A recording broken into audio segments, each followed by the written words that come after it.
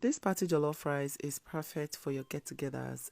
Everyone will love it. Keep watching. Let me show you how to make this delicious looking jollof rice. Let's begin. So first I'm going to cook my protein of choice, which is chicken. You can use turkey.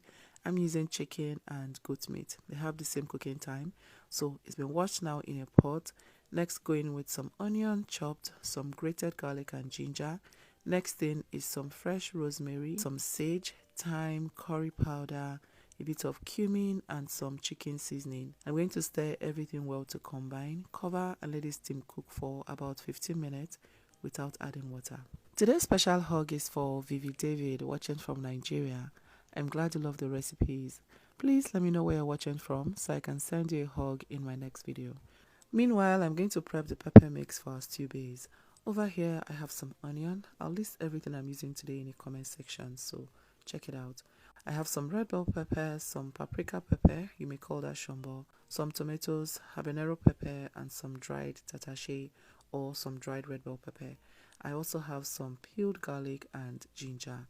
To begin, I'm going to remove the seeds from the dried chilies, rinse everything properly, cut them in half and transfer into a pot. You want to cook that down until the dried chilies become soft. This should take anywhere around 30 to 40 minutes. Another way to get this done is to transfer everything into a tray, drizzle some oil over it, and grill in the oven until it turns charred.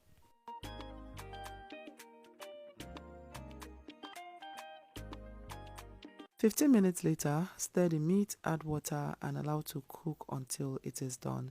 Now for full disclosure, I used old layer chicken, which was why I added the goat's meat together with the chicken. If you're using soft chicken, of course you cannot cook goat's meat together with it, okay? 40 minutes later, you can see the dried attaché is now soft. So what I'm going to do now is drain this and transfer into a blender. Let it cool a bit before you blend. Now once you add that, you're now going to add the onion, garlic and ginger to it now and blend till it is smooth, and that is our base. 40 minutes later, the chicken and goat meat is also cooked. I'm going to taste it to be sure everything is looking good. How would you know I'm African if I don't do this? Okay, so now remove the chicken from the stock, save the stock, we'll need it later. For a delicious jollof rice, your stock is important, okay? So make sure you always season your chicken properly. Now you want to strain this and set it aside.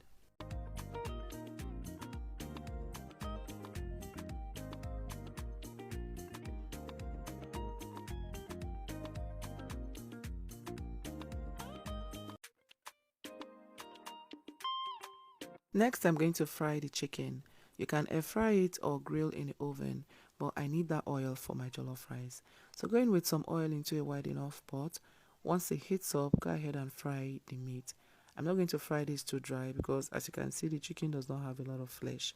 While that is going, I'll go ahead and slice some shallots. Shallots add that sweetness balance to your jollof rice. They look really similar to onion, but they are different. This is a bit sweeter, okay? You can also use the dry ones if you have it. So slice and set it aside.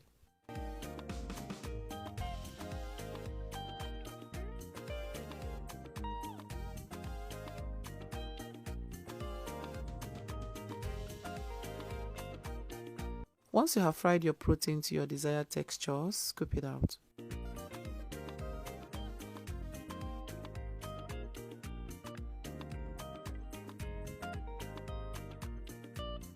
Clean the oil and reduce it if it is too much for your jollof rice. I'm going to reduce this because it's a bit too much. So I'm going to take a reasonable amount out and then fry our shallot and tomato paste in it. Like I said, this oil, because we fried our chicken in it, adds tons of flavor to your jollof rice. Next, I'm going to add some dried thyme, some curry powder, and the shallot. I'm going to fry this for about a minute or two to release the sweetness, and then I'll go in with some tomato paste. You need tomato paste in your jollof rice for that pop of color.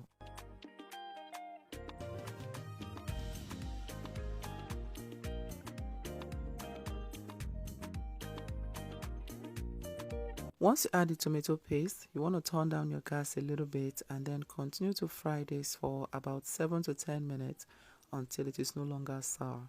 It will begin to taste sweet and separate from each other once it is ready.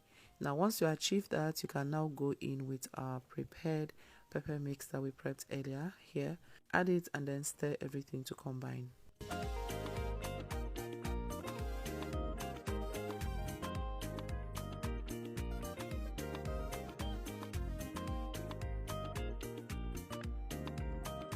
At this point, I'm going to add some bay leaf, some smoked paprika. It is very optional, but you know, I just love the depth of flavor it adds. Next thing is some white pepper. Add a bit of seasoning to adjust if necessary. Also have some onga seasoning here. I'm going to stir everything well to combine now and cover for it to fry on medium-low heat for another 15 to 20 minutes.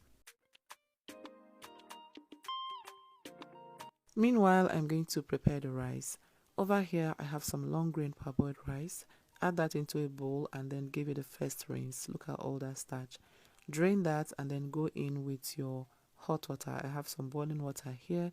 You want to make sure the rice is submerged in the water. Cover and let it sit for 7 minutes. After 7 minutes, you're going to now rinse this multiple times till the water runs clear. What this process will do is help take out as much starch as possible. So always make sure you wash your rice thoroughly, okay?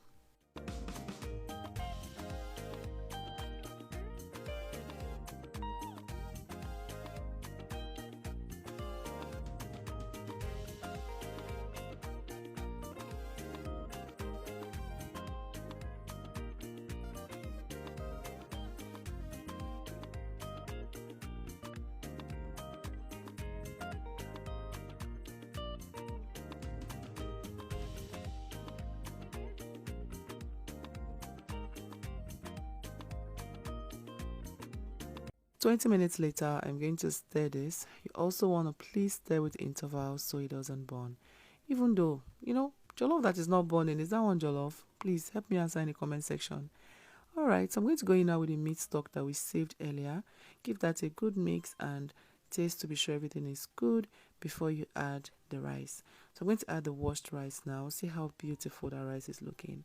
Once you add the rice, you also want to top it up with a bit of water if the liquid in there is not enough. You want the rice and the liquid in the pot to be at the same level if you're going to be using my procedure. So add a bit more water, making sure everything is at the same level. Once that is done, cover this and let it cook for the first 15 minutes.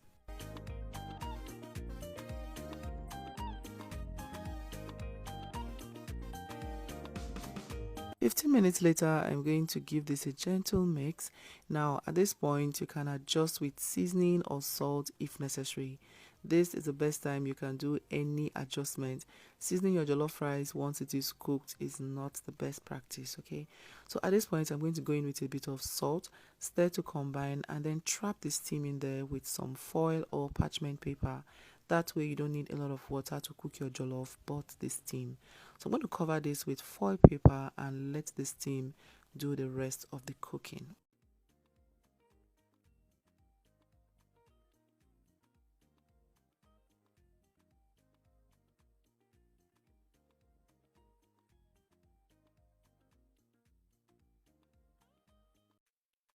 "30 minutes later on medium-high heat, this is the result.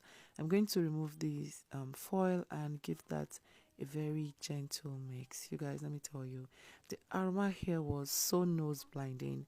My neighbor had to knock on my door. So I promised I was going to bring her some once I was done. I did, and oh boy, she loved it.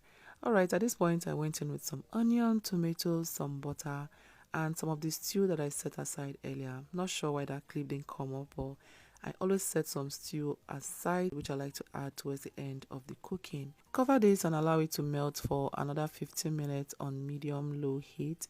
15 minutes later, stir everything well to combine, and look at that, our jollof is jollofing. So delicious, you guys. The aroma was nose blinding. I hope you try this out. Enjoy it when you do. You can serve this with some coleslaw, have it by itself as a meal, and trust me, it is so delicious.